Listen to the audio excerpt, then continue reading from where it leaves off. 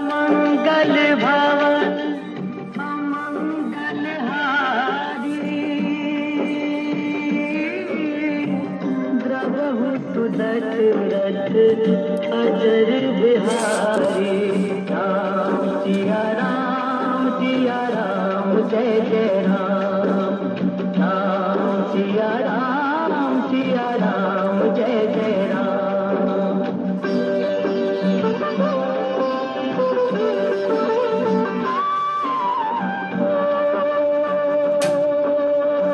होई है वही जो राम रचि राखा, को करि तरक बढ़ावे साखा। सिया राम जय जय राम। राम सिया राम जय जय राम।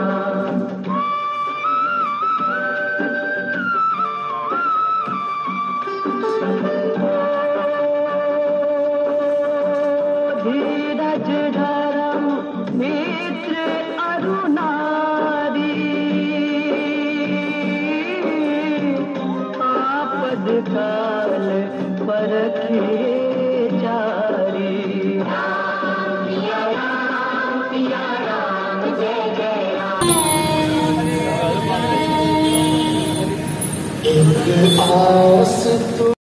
महाराज जी के शुभागमन पर आप अपने स्थान से खड़े होकर करताल ध्वनि के साथ उनका अभिनंदन करें।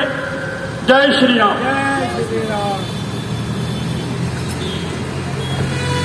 एक बार जोरदार तालियों से अभिनंदन कीजिए हमारे मध्य वरिष्ठ पीठाधीश्वर डॉक्टर रामविलास वेदांती जी महाराज, कार्यकारी अध्यक्ष श्री राम जन्मभूमि न्यास अयोध्या, हमारे मध्य पधार चुके हैं।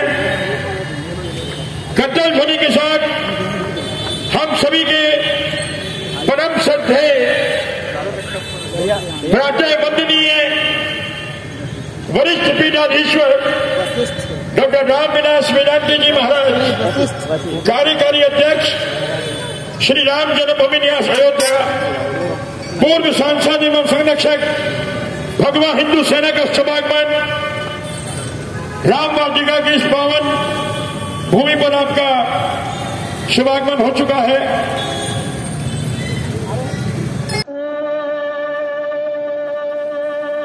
मंगल भवन अमंगल हारी, द्रवहु दशरथ अजर बिहारी।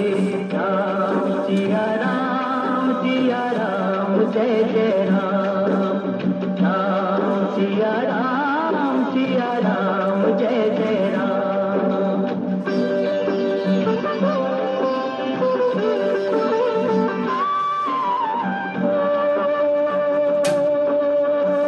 होई है वही जो राम रचि राखा,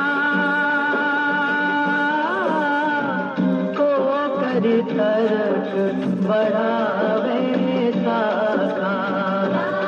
सिया राम जय जय राम। राम सिया राम जय जय राम।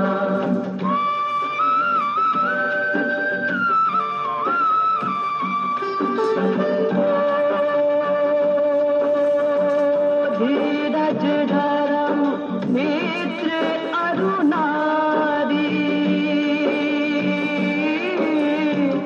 आपद काल परखिए चारी। राम सिया राम जय जय राम। राम सिया राम जय जय राम।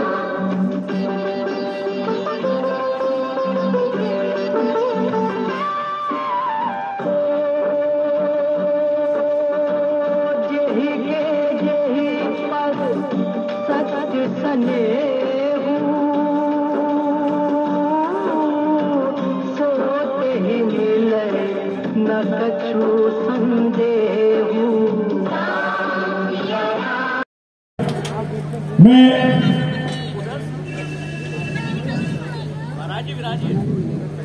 निवेदन कर रहा हूं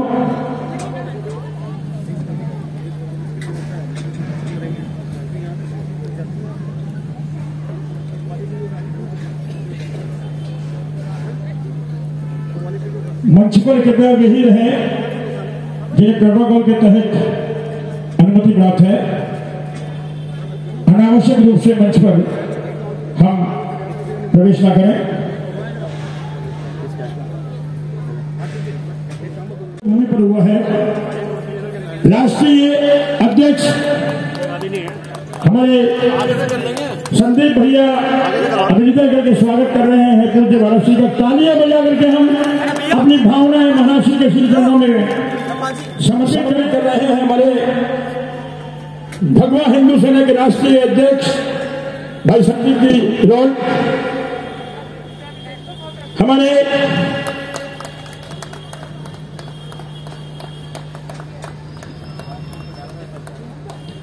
राष्ट्रीय प्रचारक गिरिराज शरणदास जी महाराज के द्वारा अभिनंदन किया जा रहा है। इसी कड़ी में मैं आग्रह करूंगा हमारे राष्ट्रीय पदाधिकारी से कि वे सम्मान प्रदान करें। डॉक्टर राघवेश दास वेदांती जी को सम्मान प्रदान किया हमारे राष्ट्रीय भगवा हिंदू सेना के सभी पदाधिकारियों की ओर से, सदस्यगणों की ओर से। हमारे भगवा हिंदू सेना की महिला मोर्चा की टीम से मैं आगे कर रहा हूं, वे कृपया आए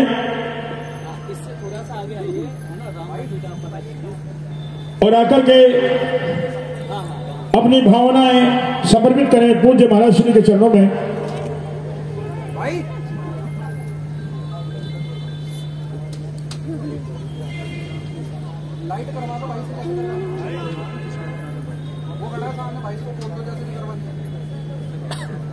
हमारे महिला मोर्चा, हमारी भगवा हिंदू सेना की महिला मोर्चा के हमारी सभी सम्मानीय बहनें महाराज श्री के चरणों में प्रणाम निवेदित कर रही हैं। सुशीला शैनी जी हमारे जिलाध्यक्ष हरिद्वार और उनकी पूरी टीम के द्वारा महाराज श्री के श्री चरणों में।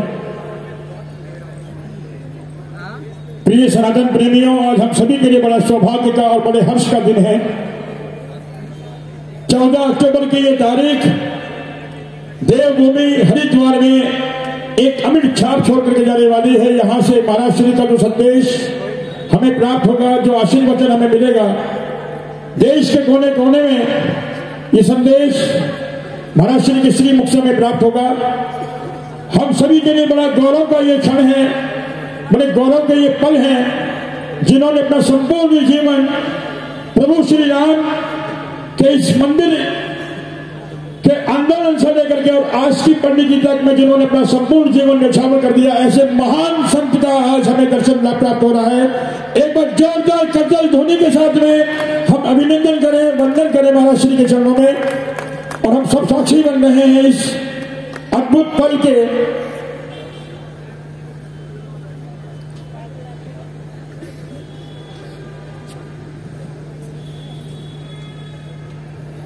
हमारे राष्ट्रीय प्रचारक गिरिराज शरणदास जी महाराज, राजस्थान के भगवा हिंदू सेना के प्रदेश अध्यक्ष नरेश दादी जी को सम्मान प्रदान किया।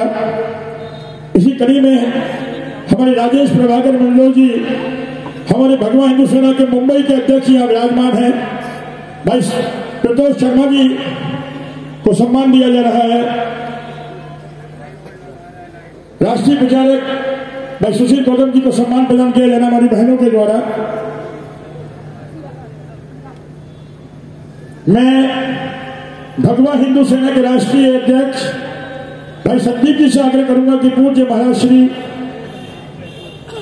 और डॉक्टर राघवेश दास वेदांती जी के पावन कर कमलों के द्वारा हमारे सनातन धर्म की ये ज्योत युगों युगों तक प्रज्वलित होती रहे, इस कामना को लेकर के हम प्रभु श्री राम के समक्ष दीप प्रज्वलित करके इस कार्यक्रम का शुभारंभ करने जा रहे हैं। बाकी लोग मंच पर ना चढ़े, मैं हमारे संदीप भैया से आग्रह कर रहा हूँ, हमारे भगवा हिंदू सेना के राष्ट्रीय अध्यक्ष भाई केदार शरणदास जी महाराज से आग्रह कर रहा हूँ, राजस्थान के प्रदेश अध्यक्ष मैं नरेश जी से आग्रह कर रहा हूँ, मैं राजेश प्रभाकर मंडलोई हमारे मुंबई के अध्यक्ष से आग्रह कर रहा हूँ कि कृपया वे मंच पर जाकर के महाराष्ट्र के साथ दीप प्रज्वलित करवाए।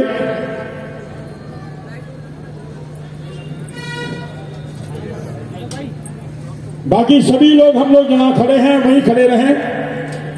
व्यवस्था करके आज के इस कार्यक्रम का शुभारंभ दीप प्रज्वलन के साथ किया जा रहा है। कृपया मंच पर अनावश्यक रूप से लोग ना चढ़ें, मेरा अविलंब आग्रह रहेगा। हम सभी के प्रतीक के रूप में भाई संदीप जी रोड, गिरिराज जी, नरेश जी, राजेश प्रभाकर जी महाराष्ट्र के साथ दीप प्रज्वलन की इस प्रक्रिया को पूर्णतः प्रदान कर रहे हैं। संदीप जी रोड से मेरा आग्रह है महाराष्ट्र के समक्ष पहुंच करके और हमारे धर्म की इस पावन प्रज्वलित ज्योत को प्रज्वलित कराएं। संदीप जी रोड, राष्ट्रीय अध्यक्ष भगवा हिंदू सेना।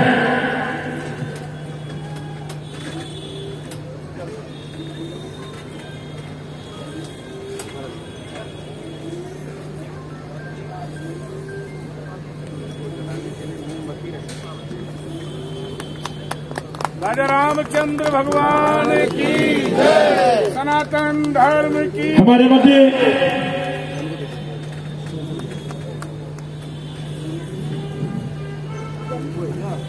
संत बाबा श्री जगदीश सिंह जी शास्त्री गुरुद्वारा निर्मल संतपुरा आश्रम के निखल से भी हमारे मध्य पधारे हैं।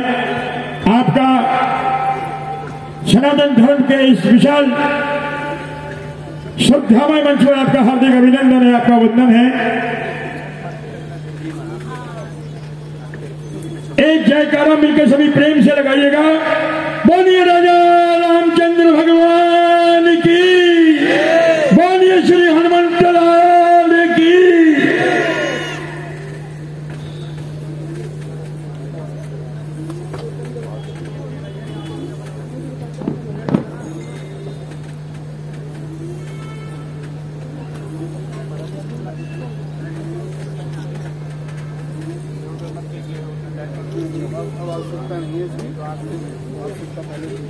आज का ये भव्य आयोजन सनातन महासंगम के रूप में देवभूमि हरिद्वार की इस पावन नगरी में आयोजित होने जा रहा है। हम सभी बड़े सौभाग्यशाली हैं कि आज अपने जीवन काल में हमें ये दिन देखने का अवसर मिल रहा है। ऐसे महान संत वशिष्ठ पीठाधीश्वर डॉक्टर रामविलास वेदांती जी महाराज का पावन सानिध्य इस आयोजन को प्राप्त हो रहा है। डॉक्टर राघवेश दास जी वेदांती, प्रदेश अध्यक्ष उत्तर प्रदेश।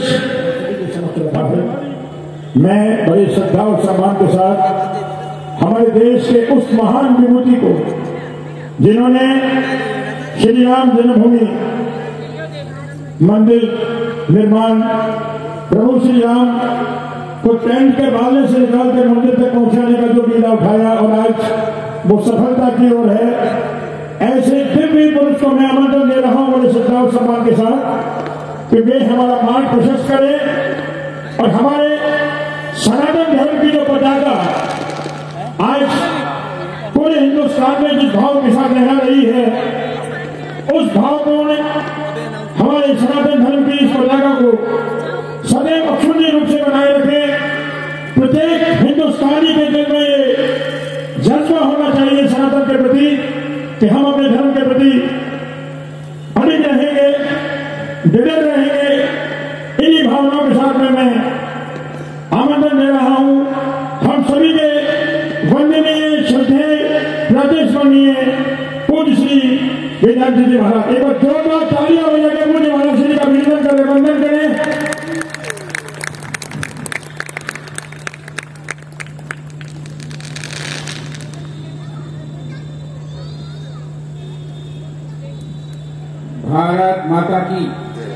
सभी लोग बैठ जाइए। भारत माता की। दोनों भुजाओं उठाकर बोलेंगे भारत माता की। पंजा नहीं दिखाई दे।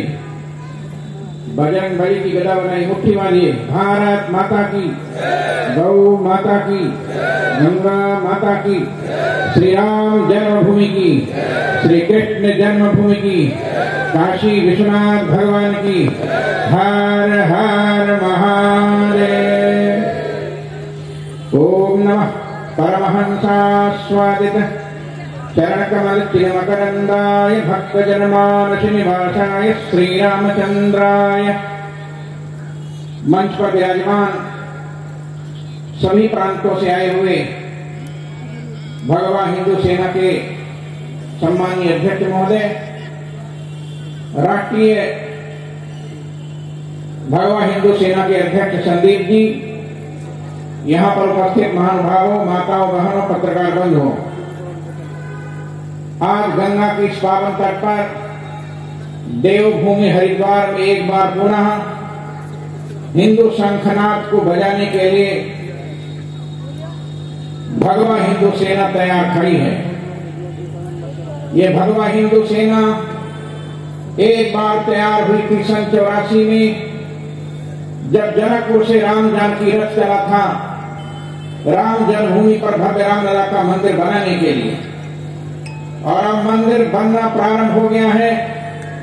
भगवान की प्राण प्रतिष्ठा से पहले भगवा हिंदू सेना हरिद्वार गंगा की पावन धारा को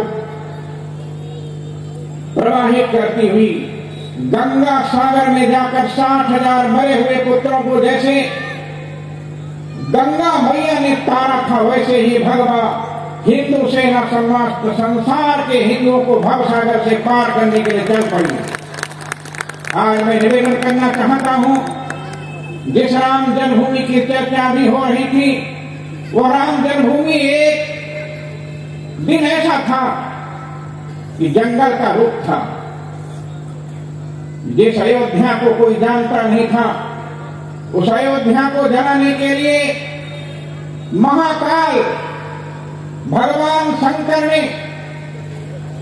उज्जैन के राजा विक्रमादित्य को स्वप्न दिया था कि जाओ अयोध्या को ढूंढो। और राजा विक्रमादित्य अयोध्या को ढूंढने के लिए चल पड़े। अयोध्या कहीं मिल नहीं रही थी कि कहां है अयोध्या। अचानक एक नदी के तट पर राजा विक्रमादित्य जी बैठ गए उत्तर की ओर रुख करके। कुछ दिनों के बाद एक काला पुरुष काले घोड़े में बैठकर आता है और उस नदी में छलांग लगाता है। छलांग लगाने के बाद वह श्वेत वर्ण का उज्जवल वर्ण का होकर बाहर निकलता है। बाहर निकलने के बाद राजा विक्रमादित्य को बड़ा आश्चर्य हुआ, अभी तो एक काला था, ये सफेद कैसे हो गया। घोड़ा भी सफेद हो गया और घुड़सवार भी सफेद हो गया। राजा विक्रमादित्य उठकर खड़े हो गए, चरणों में गिरकर पूछे, आपका परिचय मैं जानना चाहता हूं। तो घोड़े पर सवार व्यक्ति ने कहा, मैं तीर्थराज प्रयाग हूं। मैं तीर्थराज प्रयाग से यहां आया हूं। अयोध्या की राम जन्मभूमि सरजू नदी है, जहां पर प्रतिवर्ष मैं रामनवमी के दिन आता हूं और इसमें डुबकी लगाकर स्वच्छ हो जाता हूं, श्वेत वर्ण का हो जाता हूं। साल भर करोड़ों पापी लोग जब तीर्थराज प्रयाग में स्नान करते हैं तो मैं काला हो जाता हूं। अपना पाप धोने के लिए साल में एक बार रामनवमी के दिन अयोध्या आता हूं।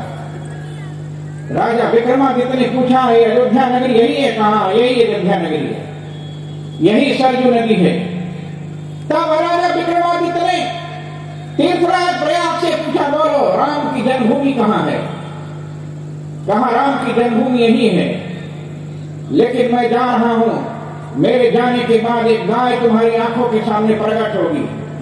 तुम गाय के पीछे चलना और जहां गाय पूर्व दिशा की ओर मुड़कर खड़ी हो जाए और गाय की चारों थनों से जब दूध की धारा बहने लगे, तब समझ जाना कि यही राम की जन्मभूमि है।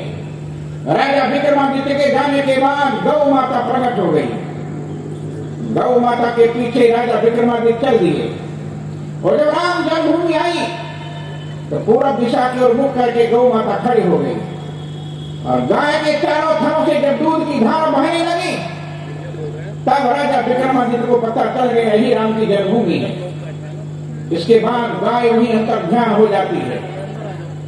गाय के अंतर्ध्यान हो जाने के बाद राजा विक्रमादित्य ने संसार के लोगों को जनाया कि राम जन्मभूमि मिल गई और इसके बाद 84 लाख योनि से मुक्ति प्राप्त करने के लिए हिंदुत्व के स्वाभिमान को जागृत करने के लिए राजा विक्रमादित्य ने उस जगह पर 84 कसौटी के खंभे पर भव्य विश्व का सबसे बड़ा मंदिर बनवाया था।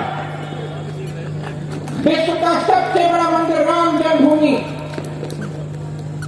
इतना विशाल था कि जब बाबर पहली बार भारत आया लखनऊ के उच्च टैका में बैठकर पूरब दिशा की ओर चांदनी रात में शरद पूर्णिमा की चांदनी रात में देखा तो अपने सिपह सालार मीर बाकी को बुलाया। उसने कहा मैंने दिल्ली में, अफगानिस्तान में, श्रीनगर में सब जगह एक चंद्रमा देखा लेकिन कैसा लखनऊ है कि यहां 2 चंद्रमा दिखाई देता है। तब राजा विक्रमादित्य के बनाए हुए उस मंदिर को देखकर मीर बाकी ने कहा अरे जनापना चंद्रमा तो एक ही है। पूछा ये 2 कहां से दिखाई देता है? कहा अयोध्या के राम जन्मभूमि पर शिखर पर लगी हुई चंद्रकांता मणि है जो चंद्रमा से दूरा प्रकाश दे रही है। बाबा ने कहा जाओ इस मंदिर को तोड़कर चंद्रकांता मणि लाओ। 10,000 सेनाओं को साथ में लेकर मीर बाकी जाता है लेकिन अयोध्या के आसपास के राजाओं ने बाबर की सेनाओं को मारकर खदेड़ दिया। तब 1 लाख सेना भेजा और इस प्रकार 76 बार लड़ाई हुई। 76 बार की लड़ाई में 5 लाख हिंदुओं का बलिदान हुआ जिसमें हसवल स्टेट की रानी जयराज कुमारी 10,000 महिलाओं की सेना को लेकर बाबर की सेनाओं का सामना किया था। याद दिलाना चाहता हूं जयराज कुमारी शहीद हो गई। जब तक जिंदा रही तब तक राम जन्मभूमि पर कब्जा होने नहीं दिया और उसके शहीद होने के बाद बाबर के सैनिकों ने मंदिरों को तोड़ा। 84 कसौटी के खंभे में से 14 खंभा नहीं उखाड़ पाया।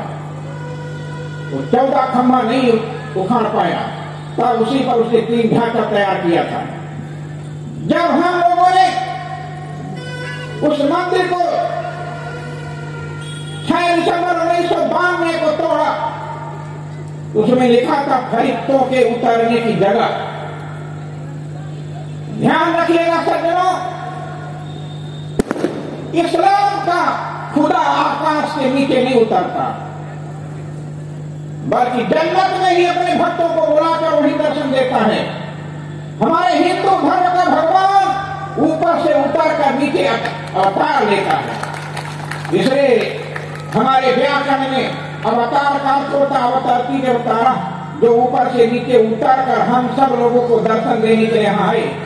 इसलिए जब महाराज मनु ने नैमिषारण्य में भगवान की तपस्या किया था प्राप्त करने के लिए तब महाराज मनु से भगवान ने कहा ठीक है तुमने 23,000 वर्षों तक तपस्या किया है इसलिए मैं चाहता हूं कि तुम ऊपर चले आओ और मेरा दर्शन करके चले जाओ। पूछा कैसे आऊंगा? कहा मैं कृपा की सीढ़ी लगा देता हूं और उसी कृपा की सीढ़ी पर चढ़कर तुम चले आओ। तब महाराज मनु ने कहा नहीं जी मैं दिल्ली का राजा नहीं हूं, मैं अयोध्या का राजा हूं। अयोध्या का राजा जो वस्तु प्राप्त करता है प्रजा को बांट करके उसका दर्शन करता है उसको उपयोग में लाता है। यदि मैं अकेले दर्शन करने के लिए जाऊंगा तो लोग कहेंगे कि राजा अपनी मुक्ति के लिए तपस्या करने के लिए गया था। मैं चाहता हूं कि संसार के लोगों की मुक्ति हो जाए, इसलिए जब मैं जाऊंगा दर्शन करने के लिए कृपा की सीढ़ी पर चढ़कर तब मेरे साथ अयोध्या के लोग जाएंगे, भारत के लोग जाएंगे। सीढ़ी आपकी कमजोर होगी, कोई गिरेगा कोई मरेगा। इसलिए मैं चाहता हूं कि जो कृपा की सीढ़ी आपने लगाया है, उसी कृपा की सीढ़ी से आप ही उतर करके नीचे आ जाइए, तो हम सब लोग आपका दर्शन करेंगे।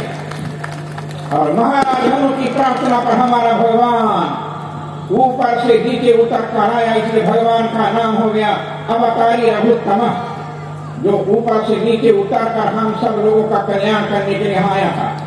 आज मैं निवेदन करना चाहता हूं, वहां राम जन्मभूमि जिसको बाबर ने तोड़ा था, आज उस राम जन्मभूमि को विश्व हिंदू परिषद ने, राष्ट्रीय स्वयंसेवक संघ ने, भारतीय जनता पार्टी ने सन 1984 में राम जानकी रथ जनकपुर से चलाया था। और राम जानकी रथ अयोध्या आया, अयोध्या से लखनऊ आया, और फिर वहां सारे देश में घूमा, और परिणाम यह हुआ कि देश का हिंदू जो सोया हुआ था, सोया हुआ हिंदू जग गया। और हम लोगों ने नारा दिया था, चंदन है इस देश की माटी, तपोभूमि हर ग्राम है, हर बाला देवी की प्रतिमा, बच्चा बच्चा राम है। और देश का हर युवा खड़ा हो गया,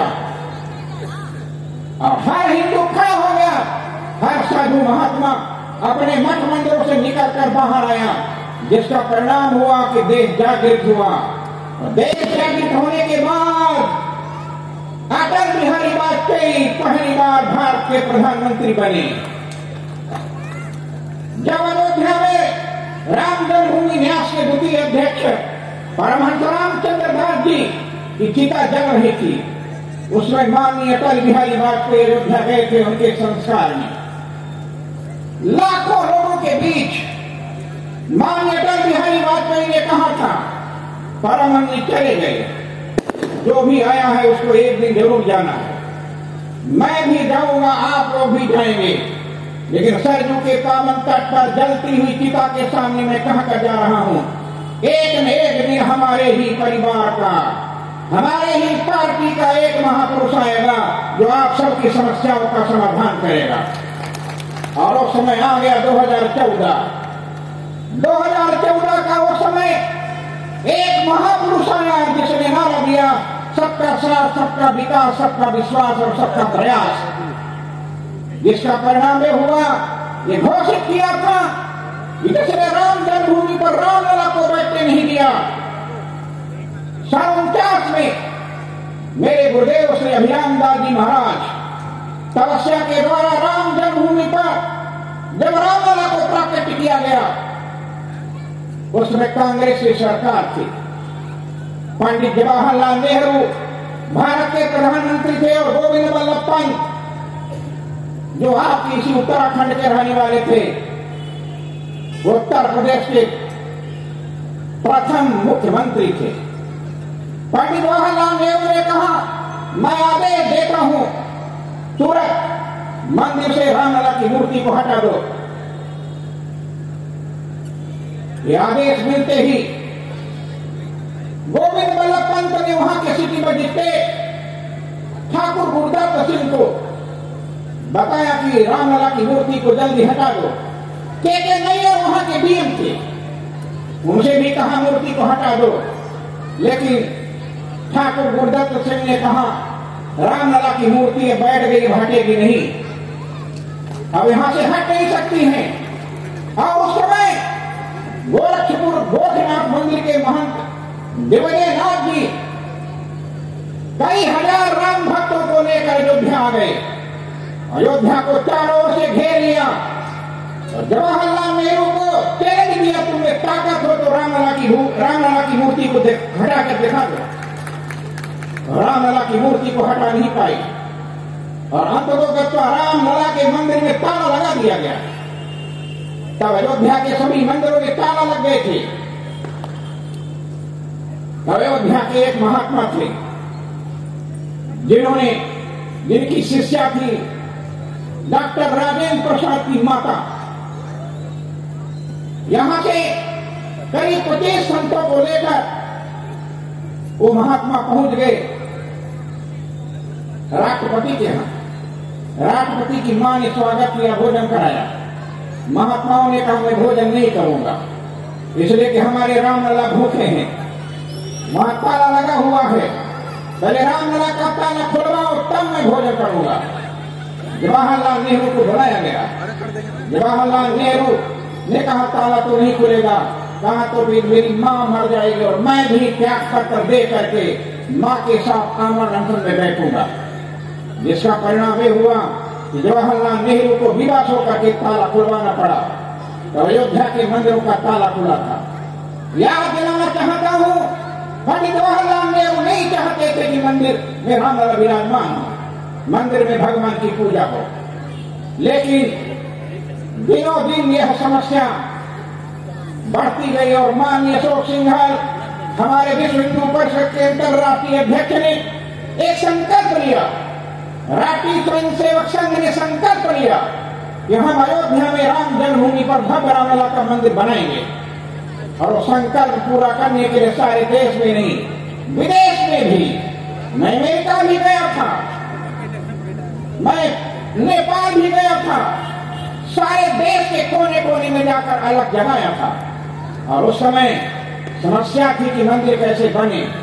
लेकिन मैं धन्यवाद देना चाहूंगा भारत के वर्तमान माननीय प्रधानमंत्री नरेंद्र मोदी जी को, अटल बिहारी वाजपेयी को हमारा सत्य हुई जब 2014 में प्रधानमंत्री की शपथ लिया उन्होंने। और जब 2019 5 अगस्त को 370 धारा समाप्त हुई, 35 से समाप्त हुआ, तब भारत के लोगों को विश्वास हो गया कि अब मंदिर भी बनने वाला है। और इसके बाद 9 नवंबर 2019 को सुप्रीम कोर्ट का निर्णय आ गया कि जहां रामलला विराजमान है वही राम की जन्मभूमि है। और इसके बाद 2020 में 5 अगस्त के दिन माननीय प्रधानमंत्री नरेंद्र मोदी जी ने अयोध्या में जाकर राम जन्मभूमि पर भूमि पूजन और शिलान्यास किया। और इसके बाद मंदिर का निर्माण प्रारंभ हो गया। मंदिर बनकर ग्राउंड फ्लोर जहां रामलला विराजमान होने वाले हैं वो बनकर तैयार हो गया। और अब 2024 में 22 जनवरी के दिन रामलला अपने मंदिर पर विराजमान होंगे।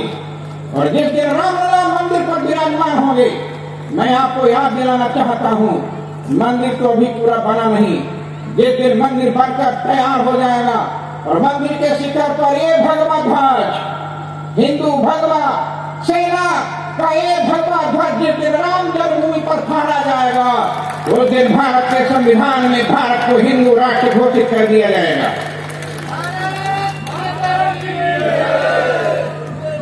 मैं निवेदन करना चाहता हूं, आगे लड़ाई भारत और इंडिया की चल रही। जब भारत का संविधान बनने लगा था तब डॉक्टर अंबेडकर ने लिखा था भारत दैट इज भारत। लेकिन पंडित जवाहरलाल नेहरू ने कहा नहीं, अंग्रेजों से मेरा समझौता हुआ है कि भारत को हटा दिया जाए, भारत की जगह पर इंडिया रखा जाना और इंडिया दैट इज भारत कहा जाए। और इंडिया को भारत कहा जाता है, भारत को भारत नहीं कहा जाता है। आज मैं निवेदन करना चाहता हूं, इस समय भारतवर्ष के अंदर एक ईस्ट इंडिया कंपनी आ गई है जो भारत को पराजित करना चाहती है और फिर से भारत की आजादी को छीनकर अंग्रेजों का गुलाम बनाना चाहती है वो पार्टी।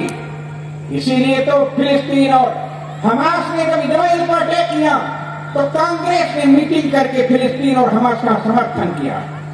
आतंकवादियों का समर्थन करने वाली इस ईस्ट इंडिया कंपनी को आज मैं भगवान हिंदू सेना के द्वारा घोषित करता हूं कि अब मुझे ऐसा लगता है कि कांग्रेस का नामो निशान भारत से मिटने वाला है। जिसने आतंकवादियों का समर्थन किया है, जिसने वहां के बच्चों को, लड़कियों को कैद करके जिंदा इजराइल की सेनाओं के आंख को निकालकर सबके सामने, मीडिया के सामने खा लिया। कच्चा मांस इजरायली सेनाओं के, हमास के आतंकवादी खा रहे हैं, जिसका समर्थन भारत की कांग्रेस पार्टी कर रही है, सपा कर रही है, बसपा कर रही है, ममता बनर्जी कर रही है, चंद्रबाबू नायडू कर रहे हैं। भारत के तथाकथित विरोधी लोग आज आतंकवादियों के बल पर उत्तर प्रदेश में आतंकवादी खुलेआम अलीगढ़ विश्वविद्यालय के छात्र लोग रात्रि को 12 बजे जुलूस निकालते हैं, ये हमास का समर्थन करते हैं। मैं आज इस हिंदू भगवा सेना की ओर से देवभूमि हरिद्वार से उत्तर प्रदेश के मुख्यमंत्री योगी आदित्यनाथ से निवेदन करना चाहता हूं, जो कोई इस देश के अंदर, प्रदेश के अंदर हमास का और फिलिस्तीन का समर्थन करे, ऐसे लोगों को उत्तर प्रदेश से निकाल करके बाहर कर देना चाहिए। ऐसे लोगों को उत्तर प्रदेश में रहने का अधिकार नहीं है। और मैं भारत के प्रधानमंत्री से और भारत के माननीय महामहिम राष्ट्रपति से निवेदन करूंगा कि संविधान में संशोधन किया जाए और जो आतंकवादियों का समर्थन करे, आतंकवादियों के समर्थन करने वाले किसी पार्टी को चुनाव लड़ने का अधिकार नहीं होना चाहिए। ये संविधान में संशोधन होना चाहिए। और निवेदन करना चाहता हूं देश के हिंदुओं, जिंदा रहना चाहते हो, भारत माता को अपने वैभव के रूप में देखना चाहते हो, तो आगे आने वाले दिनों में 2024 में चुनाव आने वाला है। हमने घोषणा किया है मिशन मोदी पीएम अगेन के माध्यम से, अभी तक हम लोगों ने केवल 300 तक भाजपा को पहुंचाया है, 350 तक पहुंचाना है। अगली बार हम सब कोई मिलकर हिंदू भगवा सेना के द्वारा भाजपा को 400 के पार पहुंचाकर तीसरी बार फिर से मोदी जी को जो हम प्रधानमंत्री बनाएंगे तो जनसंख्या नियंत्रण कानून बनेगा। तीसरी बार प्रधानमंत्री बनाएंगे तो समान नागरिक संहिता लागू होगी। तीसरी बार प्रधानमंत्री बनाएंगे तो एक देश एक कानून लागू होगा। तीसरी बार प्रधानमंत्री बनाएंगे, इंडिया व्यतीत भारत से इंडिया हट जाएगा, भारत व्यतीत भारत रहेगा। इसलिए आज मैं ये भगवा हिंदू सेना के इन कार्यकर्ताओं को, संदीप जी को धन्यवाद देता हूं, जिन्होंने देश को जागृत करने के लिए देश के कोने कोने में हिंदू भगवा सेना का निर्माण कर समाज के लोगों के बीच में सबको साथ में लेकर चलने का काम कर रहे हैं। मैं आज धन्यवाद देता हूं ऐसे लोगों को जिन लोगों ने इसमें आकर और इनकी सहानुभूति में अपने यहां पर आकर इनका समर्थन किया है। मैं धन्यवाद देना चाहूंगा ऐसे लोगों को जिन्होंने हिंदू भगवा सेना का समर्थन कर समाज के लोगों में जो आपस में वैमनस्य बढ़ाना चाहते हैं, जाति पाति भेदभाव, छुआछूत, ऊंच नीच की भावना से लोगों को आपस में बांटने के लिए जो षड्यंत्र करने जा रहे हैं, ऐसे षड्यंत्रकारियों को समाज से अलग करने का काम हम सबको मिलकर के करना है। मैं आज आप सबको धन्यवाद देता हूं। देवभूमि हरिद्वार में गंगा के तट में रहने वाले लोगों से निवेदन करना चाहता हूं, हो सकता है आपको भी बजरंग बली बनकर राम की सेना में सम्मिलित होने के लिए, एक बार फिर से रावण का संहार करने के लिए राम की सेना में जा करके हिंदुत्व के स्वाभिमान को जागृत करना होगा।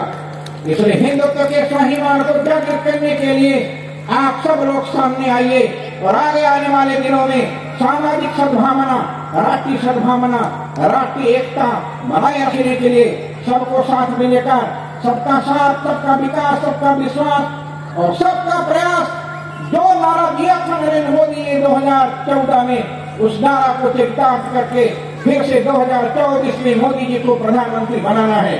बस इन्हीं शब्दों के साथ मैं हिंदू भगवा सेना, भगवा हिंदू सेना को धन्यवाद देता हूं और मां गंगा से प्रार्थना करता हूं, जैसे मां गंगा गोमुख से गंगोत्री, कर्णप्रयाग, रुद्रप्रयाग और ब्रह्मपुरी और ऋषिकेश, हरिद्वार होते हुए तीर्थराज प्रयाग को पवित्र कर वाराणसी में भगवान शंकर को गंगा जल चढ़ाकर पटना होते हुए जैसे 60,000 पुत्रों को तारा था, वैसे भगवा हिंदू सेना समाज के हर वर्ग के लोगों को साथ में लेकर सामाजिक समरसता बनाने के लिए सबका कल्याण करे। इसलिए सर्वे भवन्तु सुखिनः, सर्वे सन्तु निरामयाः, सर्वे भद्राणि पश्यन्तु मा कश्चित् दुर्भाग् भवेत्। और वसुधैव कुटुम्बकम् का जो नारा हमारे वेदों में लिखा हुआ है, हम संपूर्ण वसुधा को अपना कुटुंब बनाना चाहते हैं। अपना परिवार बनाना चाहते हैं। G20 में भारत के प्रधानमंत्री ने विश्व के लोगों को खड़ा करके बता दिया कि मैं संपूर्ण पृथ्वी के लोगों को अपना कुटुंब परिवार बनाना चाहता हूं। अपना सारा संसार कुटुंब है, ये हमारा वेद कहता है। वैदिक उद्घोषणा के अनुसार समाज के हर वर्ग के लोगों को साथ में लेकर चलने के लिए मैं भगवान हिंदू सेना को आदेश देता हूं।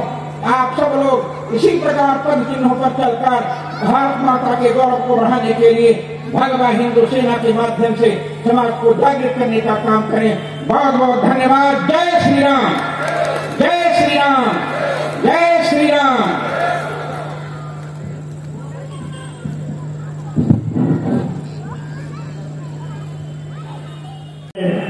बड़े श्रद्धा और सम्मान के साथ मैं आमंत्रण दे रहा हूं हमारे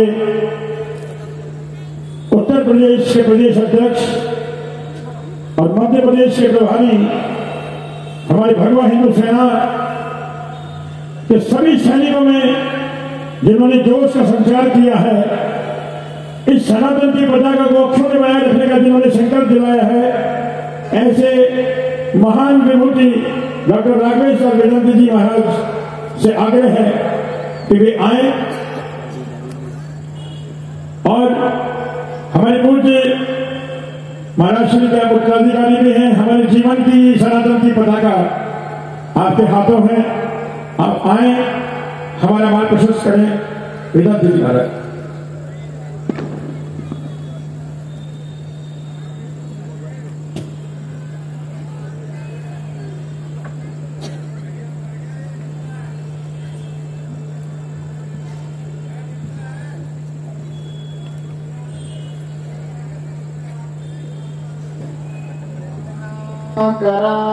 कराधौतपदां हिमालय किरीटिनीं ब्रह्मराजरसरत्नाढ्यां वन्दे भारत मातरम्।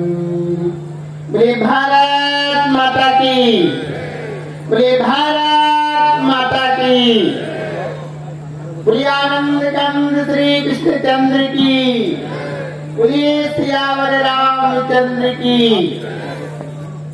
मंचस्थ विराजमान धर्म संरक्षण विचक्षण वरेण्य परम पूज्य सद्गुरुदेव ब्रह्मर्षि वेदांत जी महाराज और हमारे भगवा हिंदू सेना के राष्ट्रीय अध्यक्ष परम आदरणीय श्री संदीप रोड जी और सभी प्रांतों से आए हुए अध्यक्ष, अधिकारीगण, भगवा हिंदू सेना के समस्त सम्मानित कार्यकर्ता, समुपस्थित श्रद्धालु बंधुओं, श्रद्धामयी माताओं, बहनों, आज हम सभी लोग हरिद्वार के इस पावन पुण्यतम भूमि देवभूमि में आकर सनातन महासंगम के अवसर पर आपके बीच में भगवा हिंदू सेना के इस आयोजन में उपस्थित हैं। इस आयोजन की आवश्यकता हमको क्यों पड़ रही है, ये मुझे बहुत ज्यादा बताने की जरूरत नहीं है, लेकिन अभी जैसा कि पूर्व वक्ता महोदय ने कहा कि अभी दूसरे धर्म का आयोजन होता तो यहाँ पैर रखने की जगह नहीं होती। मैं निवेदन करना चाहूंगा, भगवान श्री कृष्ण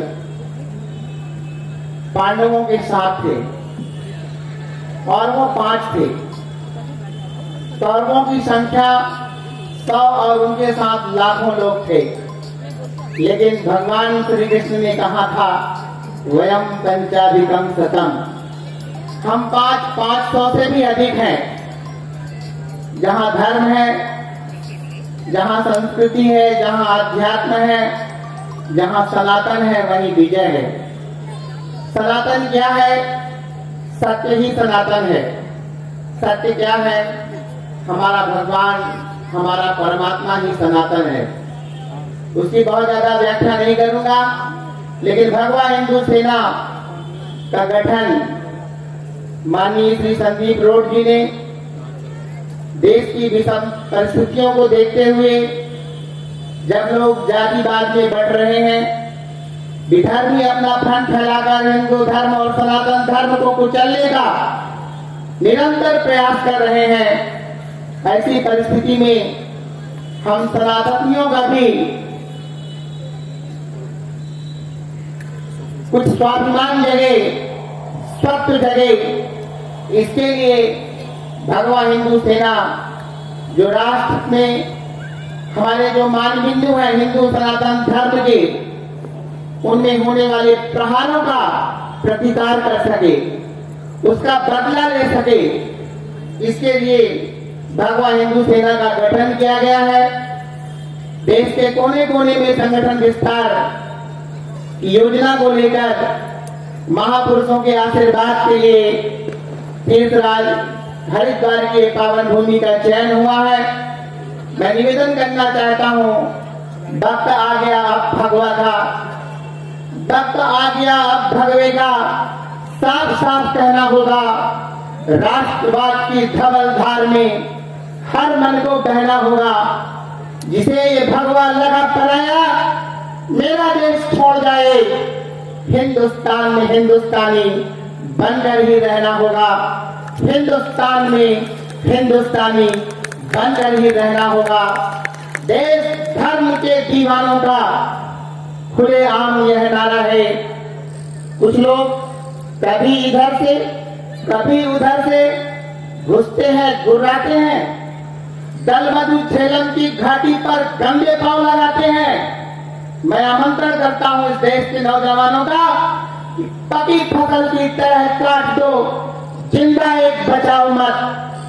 पकी फसल की तरह काट दो, जिंदा एक बचाओ मत। सज्जनों, आज हमारे सनातन धर्म पर विधर्मियों के द्वारा जो षड्यंत्र किए जाते हैं, हिंदू मान बिंदुओं के जो प्रमुख मान धर्म ग्रंथ है उनको जलाया जाता है, उनको फाड़ा जाता है, और कुछ लोग हमारे देश के ऐसे लोगों का साथ देते हैं जो इंसान का जिंदा कलेजा निकाल कर काट कर अपने हाथ से खाने का काम करते हैं, उनका साथ दे रहे हैं।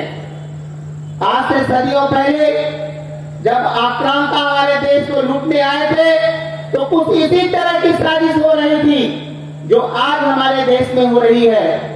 इसलिए मैं निवेदन करने आया हूं कि देखो वीर जवानों, देखो खून पे इल्जाम न आए, मां न कहे मेरे बेटे वक्त पड़ा तो काम न आए, मां न कहे मेरे बेटे वक्त पड़ा तो काम न आए। आज इस देश का स्वाभिमान जगे, इस देश की तरुणाई जगे, इस देश का जवान जगे, किसान जगे, और हर तरफ माताओं बहनों के हृदय से ऐसा आशीर्वाद अपनी भावी पीढ़ी को निकले। जैसा कि मुझे याद है जब भगत सिंह को फांसी दी जा रही थी और भगत सिंह की अंतिम इच्छा, तो जब वहां पूछा गया तो उसने कहा मुझे मेरी मां से मिलना है। और जब मां से मिलने का वक्त आया तो भगत सिंह ने देखा उसकी मां विद्यावती के आंखों में आंसू थे। विद्यावती की आंखों में आंसू देखकर भगत सिंह ने कहा, मां तुम रो रही हो? मैं निवेदन करना चाहता हूं सज्जनों, विद्यावती मां ने अपने बेटे भगत सिंह से कहा था कि बेटे मैं इसलिए नहीं रो रही कि आज तुझको फांसी के तख्ते पर फंदे पर लटकाया जा रहा है। मैं आज अपनी इस कोख को रो रही हूं कि मेरी कोख ने एक ही भगत सिंह क्यों पैदा किया। यदि 2, 4, 6 भगत सिंह पैदा किए होते तो इस देश की आजादी के लिए, इस देश के जागरण के लिए, स्वाभिमान के लिए मैं उन सभी पुत्रों को बलिदान दे देती। मैं अपनी कोख को रो रही हूं। मैं अपनी ऐसी माताओं को, बहनों को साधुवाद देता हूं, धन्यवाद देता हूं कि जो भगवा हिंदू सेना में जुड़कर देश के नौजवानों को जोड़ने का प्रयास कर रही है। सज्जनों, कहने का तो बहुत कुछ है, लेकिन वक्त आज दूसरा है, परिस्थितियां दूसरी हैं। हमारे गुरुदेव भगवान और विद्वान मंच पर विराजमान है, उन सबका मार्गदर्शन आप सब लोग प्राप्त करेंगे। लेकिन मैं इतना कहना चाहता हूं कि अपने प्राणों से राष्ट्र बड़ा होता है। हम मिटते हैं तो राष्ट्र खड़ा होता है, हम मिटते हैं तो राष्ट्र खड़ा होता है। किसी ने कहा था, तन समर्पित, मन समर्पित और यह जीवन समर्पित। फिर भी दिल करता है माँ मैं तुझे कुछ और दूं, फिर भी दिल करता है माँ मैं तुझे कुछ और दूं।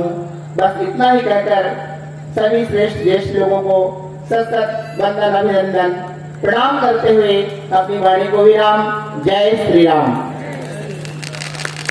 बहुत बहुत आभार परम श्रद्धेय डॉक्टर राघवेश दास वेदांती जी, हमारे प्रदेश अध्यक्ष उत्तर प्रदेश भगवा हिंदू सेना और हमारे मध्य प्रदेश के प्रभारी जिन्होंने भगवा हिंदू सेना के शौर्य की गाथा को, हिंदू सेना के राष्ट्रीय प्रचारक जिन्होंने एक प्रण लिया है संपूर्ण भारतवर्ष में सनातन की नींव को मजबूत करने का, गिरिराज चरणदास जी महाराज। जय श्री राम। सनातन धर्म की पहले तो जितने यहाँ महानुभाव बैठे हैं, सनातन धर्म के अनुयायी बैठे हैं, जब राम नाम जयकार लगे ना तो राम नाम जयकारा ही लगना चाहिए। श्री रामचंद्र भगवान की, भारत माता की, सनातन धर्म की। श्री श्याम प्रभु खाटू वालों के श्री चरणों में और हमारे आराध्य श्री राम प्रभु के श्री चरणों में सर्वप्रथम मेरा कोटि कोटि प्रणाम। मंच पर आसीन आदरणीय परम पूजनीय वरिष्ठ पीठाधीश्वर श्री रामविलास वेदांती जी महाराज व अन्य साधु संतों को मेरा प्रणाम। प्रेमियों, सनातन धर्म की जहां बात चलती है या सनातन धर्म की बात होती है तो हमें इतना जागरूक होना चाहिए कि लोग ये देखें कि वाकई आज कुछ सनातन धर्म कर रहा है। जिस प्रकार से